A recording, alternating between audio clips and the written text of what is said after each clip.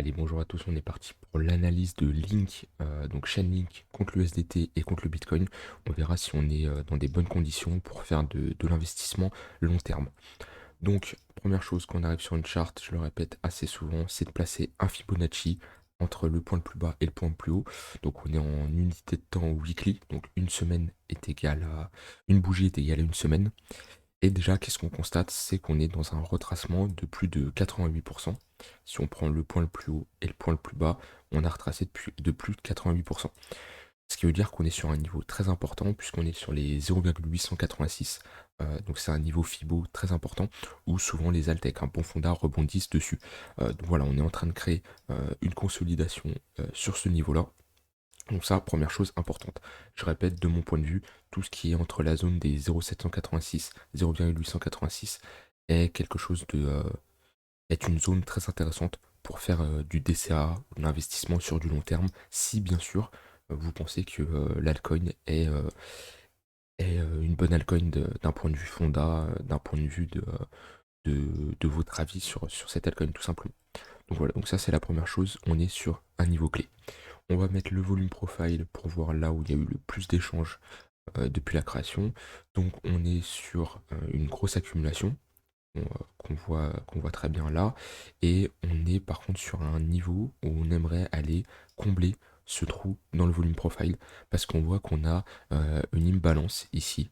On a eu un pump sans avoir euh, retesté ce gap. Là on parle de imbalance, c'est un gap. C'est tout simplement une zone où on a pump trop rapidement et qu'on doit revenir retester. Donc on voit qu'on a retesté une partie de cette imbalance, mais il nous reste une toute petite partie ici où on doit tout simplement venir rechercher. Donc les imbalances, c'est tout simplement des zones où le marché a trop pump ou dump violemment, et ce qui nous fait que on a eu très peu d'échanges à ce moment-là. Donc c'est une zone où il y a eu très peu de business, et on a une zone d'imbalance. En général, c'est retesté par une mèche ou par une bougie, mais là, on l'a tout simplement pas retesté. On voit par exemple, si on regarde dans le passé, ici il y avait un imbalance entre le haut de la bougie et toute cette bougie-là, mais qu'on est revenu chercher avec cette mèche. Et c'est quelque chose d'assez fréquent. Voilà, par exemple, ici, euh, je vais enlever le Fibonacci, ça sera plus simple pour vous. On avait une imbalance entre ce creux-là et ce creux-là, et on est venu la retester une fois, puis on l'a comblé une deuxième fois entièrement. Et les zones d'imbalance, alors ça veut pas dire que ça va être comblé tout de suite, mais c'est quelque chose qui doit être comblé dans le futur. Euh, des imbalances, on en a beaucoup ici, on en a une ici, on en a pas mal, tout simplement. Je ferai peut-être un cours un jour sur les imbalances, comment les repérer, et, les niveaux clés que ça nous donne. Donc voilà, en tout cas, on a ici cette petite imbalance qu'on a comblée, mais pas assez. Il nous reste une petite partie. Donc ça peut être un niveau qu'on peut revenir retester par la suite. Et ce qui ferait office, parce que là, bah, du coup, on a un trou dans le volume profile. Donc voilà pour cette première chose pour Link. Ensuite, on va voir d'un point de vue du momentum. Donc on va mettre le MACD. Le MACD, on a une divergence haussière qui est validée, puisque on a fait un plus haut sur le MACD et un plus bas sur le cours. Donc on a bien une divergence qui a été validée en cassant la ligne de coup du W. Donc on a formé ici un W et cette divergence est validée depuis le 11 juillet. Et on voit que depuis le 11 juillet, on est en train de consolider. Qu'est-ce que veut dire une divergence, qu'elle soit haussière ou baissière? C'est que dans ce cas-là, on est sur une divergence haussière. Donc c'est-à-dire que les vendeurs perdent de la force, donc ils ont de moins en moins de force à pousser le cours beaucoup plus bas, et les acheteurs reprennent en main le momentum. Donc ça veut dire que ça va annoncer de la consolidation et pourquoi pas un retracement ou une reprise haussière. Mais en tout cas, les vendeurs vont clairement se calmer. On voit qu'au début, on avait des dumps assez violents. Voilà, un premier dump de moins 70% de ici à ici. On a retracé. On a eu ensuite des dumps un peu moins violents, 50%. On a retracé un dump moins violent, 43%, etc. Là, on en a fait un dernier à moins 60%, mais on voit que sur une amplitude des bougies, c'est de plus en plus faible. C'est que les vendeurs perdent de la force. Donc ça, celle-ci est validée. On va mettre, tac, je vais mettre ça pour voir d'un point de vue volume et de l'on-balance volume. Au niveau des volumes, on est sur des volumes qui sont constants et qui sont en légère augmentation depuis avril 2022. Et surtout le BV qui est sur une zone où il stagne. Il y a eu des sorties d'argent à partir du 7 février, mais on est en train de refaire des W sur l'OBV, ce qui est pas mal. Et comparé euh, à la chute du prix, l'OBV, lui, est toujours constant, voire croissant, ce qui est clairement positif pour la suite. Donc, d'un point de vue momentum, que ça soit le volume, l'OBV ou le MACD, c'est quelque chose de très positif. D'un point de vue localisation, on est dans une bonne localisation. Je dis pas qu'on peut avoir Alors pour un bottom parfait, on n'a jamais le bottom parfait, mais on pourrait potentiellement attendre un link sur les 5 dollars, ce qui ferait aussi office de week of check du W. Donc c'est le fait de revenir tester une structure. Et la structure à venir retester, elle est là, ce gros W, qui est une structure où généralement on vient retester, ce qui ferait office de confluence avec l'imbalance qu'on a mentionné juste avant, et ce qui nous ferait une entrée beaucoup plus intéressante. Maintenant, euh, un link à 7 dollars, c'est toujours quelque chose d'intéressant. Donc soit à vous de voir si vous voulez diviser votre capital, mettre une partie à 7 dollars, puis une partie par exemple à 5 dollars, ou si vous voulez attendre, libre à vous de rentrer en plusieurs fois ou en une seule fois, en fonction de votre stratégie. On va regarder Link contre le Bitcoin. Donc le Bitcoin, c'est assez bière quand même, parce qu'on est toujours en tendance baissière, vu qu'on fait des creux, des sommets de plus en plus bas.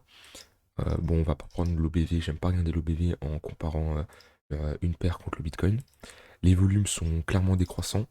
Par contre, le MACD qui nous fait une divergence haussière qui est validée. Et on a ici aussi une plus grosse divergence, mais qui n'est pas validée. Hop, je vais la mentionner ici, entre ce point-là et ce point-là. Et le MACD entre ce niveau-là et ce niveau-là, qui n'est pas validé. Pour la valider, il faudrait casser tout simplement ce niveau-là. Donc on n'y est pas encore clairement. Mais on a des petites divergences haussières qui parlent de reprise. Maintenant, on est sur des niveaux quand même assez bas sur la paire Link contre le Bitcoin. Voilà, on a presque touché les 0,886. Maintenant, on est toujours en tendance baissière, on le voit, on fait des creux et des sommets de plus en plus bas. Ce qu'il faudrait, c'est à l'inverse d'une tendance baissière, c'est voilà, des creux et des sommets de plus en plus beaux, de plus en plus haut comme on a eu ici. Il nous faudrait quelque chose euh, tout simplement comme ça. Hop, tac. Ici, la même chose de cette façon. Et là, on pourrait parler de reprise de la dynamique pour une dynamique haussière.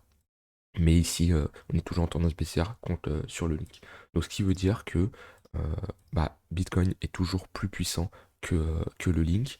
Et si le Bitcoin il dump, donc il perd par exemple 10%, le link, il y a de grandes chances qu'il perde lui un peu plus que 10%, vu qu'il est en tendance baissière. Maintenant, d'un point de vue USDT, si moi je conseille de regarder la paire contre le Bitcoin, mais si vous regardez la paire que contre l'USDT, on commence à avoir des niveaux intéressants. On a. Est-ce qu'on a. Alors je vais regarder si on a un double bottom. Je vais me mettre en daily pour que celui-ci soit visible. En daily, on commence à. Alors on est dans un range qu'on a réintégré. Ouais, donc en daily, la tendance, on est dans un range. On est dans un gros range. Donc voilà. Haut de range, bas de range. Tac. Ici. Donc la tendance, elle est neutre en daily. Maintenant, soit on attend une reprise à 9 dollars, ce qui peut faire une entrée un peu tard. Mais en tout cas, si on casse le haut du range, c'est un retour à minima au niveau des 12 dollars, où on a un gros support, une grosse résistance du coup maintenant, et après au retour des 18-19 dollars, où aussi on a un gros niveau. Si je place, je vais enlever les deux indicateurs.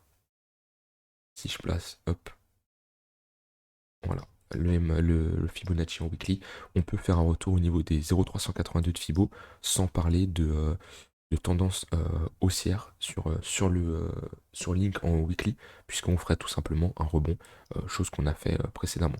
Maintenant, on peut avoir aussi des targets un peu plus court terme, en prenant ce mouvement-là et en allant chercher les 0,78 de Fibonacci, où ici on a une confluence entre la résistance que j'ai mentionnée avant à 12 dollars et les 0,78 de Fibonacci. Donc au niveau des 12-13 dollars, ça peut être un niveau où Link peut venir buter et repartir à la baisse. Donc c'est un niveau à surveiller. Donc voilà pour l'analyse du Link. D'un point de vue Fonda, c'est une bonne crypto. Ça va pas dépasser un Ether ou un Solana. Après, le Fonda, ça reste subjectif en fonction de chacun.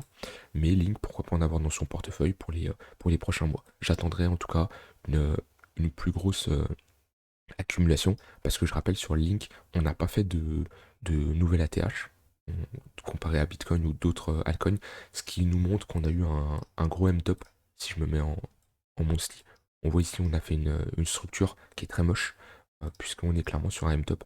Donc c'est un retournement de tendance qui veut dire que dans les prochains mois, prochaine année, euh, c'est une altcoin qui est censée range, voire pas faire grand chose.